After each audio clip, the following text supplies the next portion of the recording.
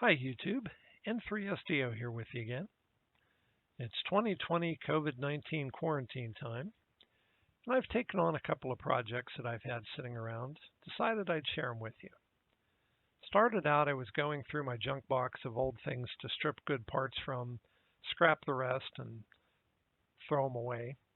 Well, I decided I was going to try fixing a Hamtronics T301 220 megahertz synthesized repeater exciter board that had taken a lightning hit about 20 years ago. It's been languishing in the junk box for nearly 2 decades, no, maybe more now.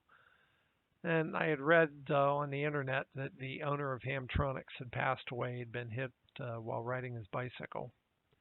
So I realized I'm not going to be able to buy another one of these new, so I figured I'd take a shot at trying to fix it, see if it was able to be brought back to life.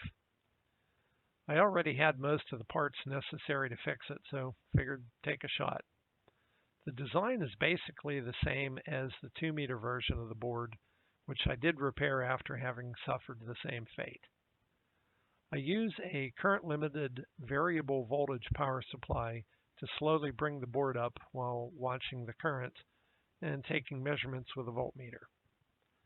Turned out, all of the transistors directly connected to the 12-volt bus seemed to be either shorted or damaged and leaky. The 8-volt regulator was also a total loss, as was the quad op-amp for the modulation. Turns out I had everything with the exception of the 8-volt regulator in my spare parts stash. I had bought a bunch of the 2N5770 transistors a while back, as the components are often cheaper to buy 25 pieces than the shipping is going to be for the order, so I tend to order in a larger group. I also still had half a tube of LM324 quad op amps. The 8-volt regulator was a problem, though. I do have some 5-volt regulators, and learned that if you lift the ground pin on the 5-volt regulator and insert a green LED in series with the ground lead to the circuit ground, it'll tweak the regulated voltage a bit and give you 7 volts, which is close enough in most cases to operate the unit and could bring this board back to life. I can order some of the correct 8-volt regulators in the future and replace this hack with the correct thing sometime down the road. I also had to replace the voltage filter to the VCO, even though it's not directly on the 12-volt line, but the buffer and the drivers were, along with the 8-volt regulator. What is cool about it is when you apply power, the LED will light up, indicating that the board is powered up. I found a schematic on repeaterbuilder.com, which is similar but not exact to the 1998 version of the board that I have. And some of the newer boards, if you've seen them, are also surface mount rather than through hole like this one for a lot of the capacitors and resistors. I can work on either through hole or surface mount. The SMT versions are more difficult to troubleshoot though, because you don't know if you've got correct value in it. They're unmarked little just generic gray blobs. Well, I was able to power it up after replacing a bunch of parts. My frequency counter appeared to be loading the oscillator circuit, and I was unable to get the PLL to lock. It seemed that every time I would make a connection with the frequency counter, it would pull the VCO off frequency. And Hamtronics, in their tuning slugs, they have square holes. I've never found a good plastic tool that will work on the square holes. So you had to use a metal tool, which when you stick it in tends to pull the frequency a little bit off. So you have to stick it in, adjust it, pull it back out, stick it in, adjust it a little bit beyond where you want to be, pull it back out to get it to where you want. But I had tried a couple of times tweaking the VCO frequency, measure the voltage, tweak it, measure the voltage, still wasn't getting it to lock. I was like, all right, let me try my D6 spectrum analyzer.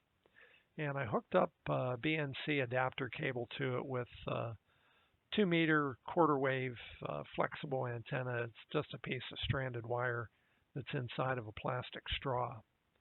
Turns out that was the trick. It didn't even have to be electrically connected to the circuits. You just get it nearby, and that you can pick up enough of the radiation from the VCO to give you a decent indication on the display. Well, I was able to set the D6 to sweep from 200 to 250 megahertz, set the antenna down, and there it was. Was seeing the signal. It was down pretty low. So what I've done, shown you in this video here, that I've reduced the sweep width from 215 to 225 megahertz, give you a little bigger display. And as I adjust the screw, the oscillator will start increasing in frequency.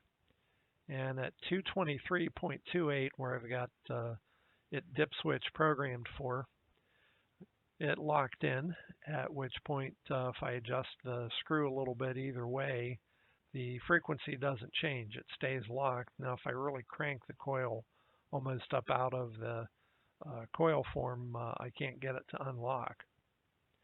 And if I move the antenna toward the output side of the board, you can see how the signal really jumps up higher, even though there's no electrical connection here.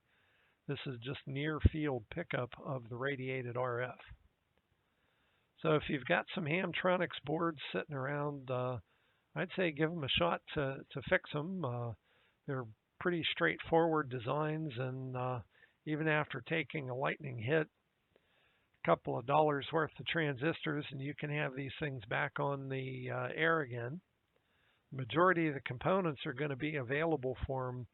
The only thing that I'm going to say is an exception for that is going to be this Motorola microprocessor here that reads the dip switch settings and then translates that to serial for the PLL divider device that's on the underside of the board. So with that, I say 73s to you, and good luck, and catch you on the air. This is N3SDO, now clear.